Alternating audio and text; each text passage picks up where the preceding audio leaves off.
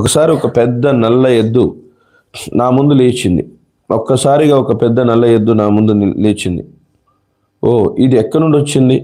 అప్పుడు నాకు గుర్తుకొచ్చింది, ఇది ఒక మరి ప్లీరబుల్ అని. అది ముందుగా మరి బార్క్పురంలో ఉండేది. అది కొద్ది మాసాల క్రితం ఆ ఎద్దు ఒక వ్యక్తిని కూడా చంపింది. అది మంచి మేలు జాతి ఎద్దు కావడంతో మరి దాన్ని ఆ ఫారంలో అమ్మేశారు.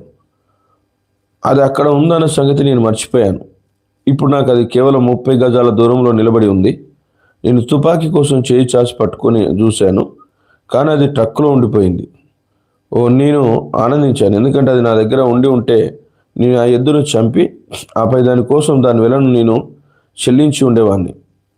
ఆ ఎద్దు కొంతసేపు నేలపై తొక్కి నా వైపు దూసుకురావడం మొదలుపెట్టింది. నేను ఆ కంచెను చేరుకునేంత దగ్గరగా లేను. నా చుట్టూ కొన్ని